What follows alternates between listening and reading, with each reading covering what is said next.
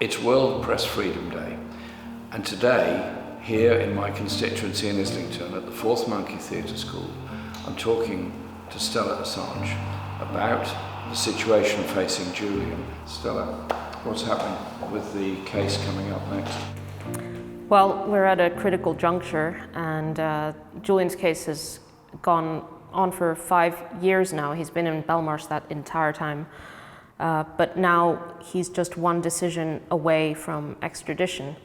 And there was a hearing back in February 20th, and there has been a provisional decision to allow an appeal, but that can be reversed on May 20th. So if the judges rule against Julian on May 20th, then that's the end of the road for him. And so we're going to have a protest outside court on May the 20th. We're asking people to show up from around 8:30, 8 o'clock if they want to be there a bit earlier, and to show the enormous support that Julian has and how the public has come around to really understand what's at stake, and that Julian is being persecuted because he published the truth about war crimes committed in our name. I'll be there on the 20th, and I'm hoping there's going to be thousands more people there, and it's very important. There is a big turnout. So that anyone watching this who is unaware of the situation facing Julian, can you give us a summary? So I know there's tens of thousands of pages he published, a summary of the crucial pieces of information that Julian was able to reveal to the public. Well, the important thing to understand about Julian is that he is a journalist and a publisher. He received information from a source, Chelsea Manning, who was a US military insider, and she had access as an military intelligence officer to a lot of documentation that revealed assassination squads, torture, war crimes, and the true death toll of civilians in Iraq and Afghanistan. And as an act of conscience, she blew the whistle, and she sent this information. Initially, she tried to the New York Times and Washington Post.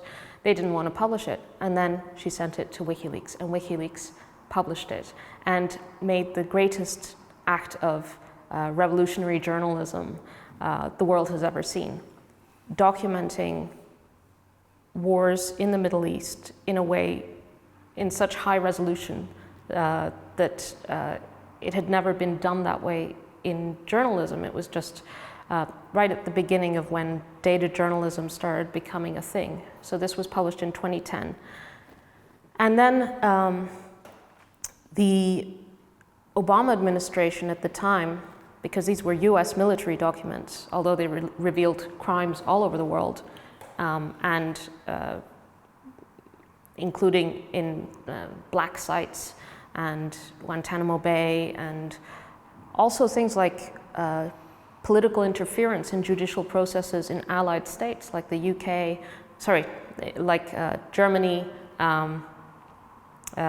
Spain, Italy, investigations into CIA renditions and torture and so on, which the US then intervened through their diplomatic missions, through their embassies, to stop the legal process in Europe, to bring those people to account because they were US military officers and intelligence officers. And so there was impunity around all this highly illegal activity. And so what WikiLeaks did, what Julian did through these publications, was to put into the public record evidence of state criminality. And the Obama administration reached the conclusion that this was journalism, in other words. What they concluded was that there was no way to go after Julian and WikiLeaks which didn't also criminalize what the press does every day. And when Julian's case is talked about, it's also always put in the context of secrecy and state secrecy and confidential documents and so on. But there are two things that are important to understand, which is that states commit crimes, and when they commit crimes, they usually cover them up, and they cover them up through stamping a secret label on the evidence. And so journalists and the press, as a way of revealing those war crimes, have to be able to publish the truth and not be persecuted over it. And the second thing to understand is that all newspapers, all news broadcasts, every single day reveal confidential information. Otherwise, all you have is basically a government mouthpiece. We need information to be able to be shared with the public when it's in the public interest and when it's true. That has to be a sacred protection.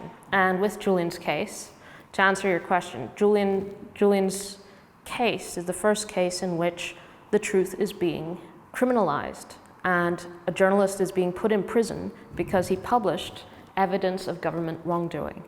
And in this case, it was the US government, and the US government has taken revenge by prosecuting him in a way that has never been done before for publishing the truth.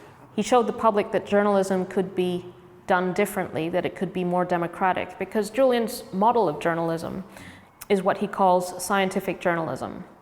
So he thought it was important for the public to be treated as intelligent individuals who can reach their own conclusions. And so he thought, yes, we should publish analysis, which WikiLeaks actually does. Julian has written hundreds of articles about the underlying material, but analysis should come with the underlying material. And in that way, members of the public who are historians, academics, scientists, whatever, can look at that data on their own and either agree with the analysis or improve it or refute it. And so this was a real challenge to the gatekeeping function that the mainstream media considers it plays. And the way in which, in a war situation such as Iraq, Afghanistan, Libya, Syria, all of them, the military have embedded journalists who put on the uniform with a label saying they're press, and they then report what they're told to report, basically. I think the Iraq War was very instructive in understanding how the media worked. The journalists who encouraged, who backed the Iraq invasion, usually progressed in their careers much faster. They moved up the echelons of of editorial echelons inside newspapers and so on. And the ones who challenged the war usually didn't. And it's similar with embedded journalists in Iraq and so on. They become cozy with the authorities. And it's a real problem for aspiring journalists, I think, because the ones who have a troubled conscience about this, they leave journalism. Or, I mean, I know lots of good journalists who have just done a career change in their mid-30s because they can't take it anymore. And of course, I think that the media landscape has changed over time, and now it's easier to be an independent journalist, and the public understands and is hungry for independent journalism. But Julian's case, it doesn't just threaten individuals who are on the margins or who are working, outside of an institutional setting. It is an attack on the whole fundamentals of journalism. precisely because he is being prosecuted for publishing the truth. And that's why, in spite of their differences and their attacks on his character and all that, the mainstream media organizations like the New York Times and the Guardian and so on have said that this case is an attack on press freedom globally, because it allows authorities to go after them as well, because there's no difference between what he's done, which is publish the truth, and what they do. Isn't the use of the Espionage Act against Julian something incredibly unusual, in that he is being accused of a terrible crime which has massive implications? Who made the decision about using the Espionage Act against him? Because it was the same act used against Andy Ellsberg, wasn't it? It's the first time that the Espionage Act, the US Espionage Act, is used against a publisher. Now, this is a piece of legislation that came about in the middle of the First World War. It's very broadly worded, but it's the first time it's used against a publisher in a news context. So he's not accused of espionage per se. There's no allegation that he was acting on behalf of another power or anything like that. The accusation is that he received information from Chelsea Manning and he published it. And so they've used this piece of legislation in order to be able to use it against the rest of the press. That seems pretty clear. Now, in order to understand who made the decision and why, I think you have to look at how it came about. It came about in 2017, 2018. That's when the decision to prosecute Julian actually was formalized.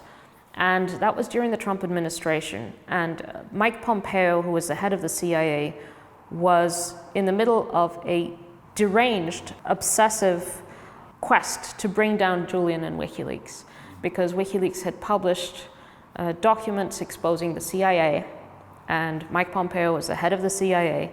And during this time, he had even asked the CIA to come up with plans to kidnap or assassinate Julian. And in his book, Mike Pompeo wrote a book.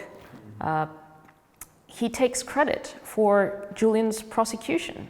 He says that he was, behind the scenes, encouraging, instigating the Trump administration to go after Julian. And even, we now know, making plans to kill him. Meanwhile, the Trump administration had a really antagonistic relationship with the press. There were lots of leaks from the Trump administration, and the Trump even called the press the enemy of the people. And so it was easy, it seems, to convince him that it was a good idea to prosecute Julian, or to kidnap or kill him, because they wanted to set an example for the rest of the press. And the Biden administration, when it came in, should have dropped this on day one, because it completely changes the relationship between the public and the government when you can go after the press, whose function it is to keep the public and so the electorate informed of wrongdoing by those in power. When you change that relationship, then you change completely the nature of the relationship between the public and government. And Julian has now been 5 years in Belmarsh, and before that he was in the Ecuadorian embassy. He hasn't known any kind of real freedom for many years now. How's he coping? Well, Julian has been in Belmarsh now for over 5 years, and it's nearing the same amount of time in Belmarsh as he spent in the Ecuadorian embassy. I mean, that was almost 7 years. Now he's over 5 years inside Belmarsh. Altogether, he hasn't been a free man since the 7th of December 2010, which was when he was initially arrested. And that was 7 days after WikiLeaks started publishing the diplomatic cables. It's a huge strain on Julian mentally, physically. Obviously, this has taken a huge toll on him as well. He's in Belmarsh in a single cell. It's a small cell, you know, it's isolating. It's conditions under which he can't stay healthy. So what you have is a deterioration over time because these things accumulate. And imagine he was there the whole period of the COVID lockdown, which was, you know, infinitely worse than the lockdown that everyone experienced because he was in a cell. Sometimes there was an outbreak in the house block, and then he was stuck in the cell for days on end without being able to exit, even to go to the yard or anything like that. And he's also experienced loss while he's been there. Friends have died through 2 of them through suicide, and also he's lost close friends like John Pilger and Vivienne Westwood, and these were people who were so important to him and to the struggle to free him. So he's under enormous strain, and he's having to carry this, not just under difficult physical conditions, but just the isolation of dealing with, you know, grief and loss, and the amount of time he's been in there. It's impossible for any one of us to understand. I mean, I understand it more because I speak to him and I see him and so on, but I'm really, I feel powerless to really support him because I can't be there physically for him. I can only speak to him over the phone. I see him once or twice a week for an hour and a half at a time. And over time, this takes a huge toll on him. Now, before we finish, just a question really, in my mind, and I'm sure it's in yours. If Julian wins on the 20th, wonderful. If he doesn't, what's the effect on all of us and journalism all around the world? Look, the attack on Julian is an attack on him as a person. It's an attack on the press because it sets a precedent, a legal precedent, to go after the rest of the press. But ultimately, the real target is the public, because if you harass and persecute the journalist and the press, then they're not going to be willing to publish with courage and to publish the hardest truths.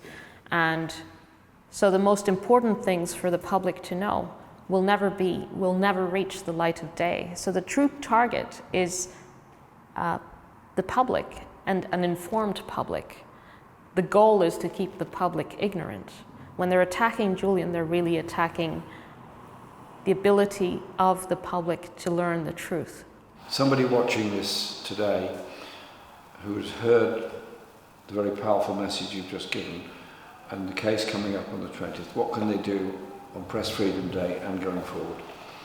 On Press Freedom Day, which is the 3rd of May today, to call for Julian's freedom, on social media to talk about Julian. Julian is the most awarded journalist in history. And I say this with conviction because I challenge anyone to show me another journalist who has won 40 plus awards for his work, including the highest. The jealousy of the editors must be huge on that. It's enormous. He's won the Australian version of the Pulitzer Prize, the Walkley Award for most important contribution to journalism. He has over 20 journalist unions in Europe have given him membership as an act of solidarity. And he's won, you know, as I say, dozens and dozens of journalism awards. He is the most important journalist alive, and he has been in a prison cell in London for over 5 years. That is a fact. And so it's really important to put Julian, always talk about Julian on World Press Freedom Day, and call out Western governments who talk about press freedom and are actually persecuting the most important journalist in the world and making journalists all over the world more at risk of imprisonment and harassment, because they're setting the standard that this is what you do. You put journalists in prison for publishing the truth that embarrass governments.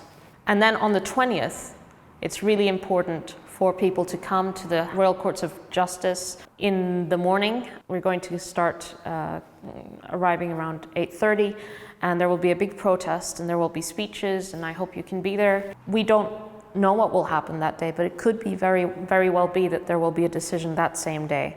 And so Julian needs the press that will be there to see that he has enormous support, and that the public will not stand by and let this happen.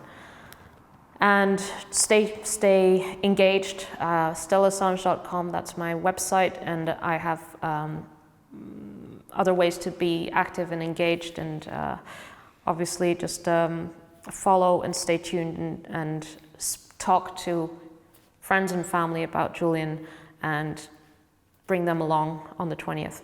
Today, World Press Freedom Day. Get your social media messages out. Tell all your friends, tell your neighbours, tell your MP, tell anybody of the plight of Julian, because his plight is our plight.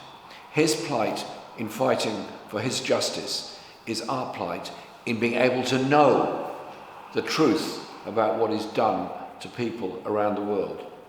What happened in Iraq, Afghanistan, what happened in Syria and Libya, the corporate crimes around the world, all exposed by the information that Chelsea Manning produced and Julian published. We are here to defend Julian Assange. So the next thing is, put in your diaries, the 20th of May, 8:30 in the morning. If you can, please come to the Royal Courts of Justice in London. If you can't get there, make some noise locally, make some noise on social media. We can all do something. Let us not be silent bystanders while a brilliant journalist, an innocent man, is under such terrible threat from the power of the US government and, if I may say so, the complicity of the British and other governments with that. I want to say thank you, Stella, for coming on today and what you've said, and our solidarity and support to Julian. Thank you. Thanks, Jeremy.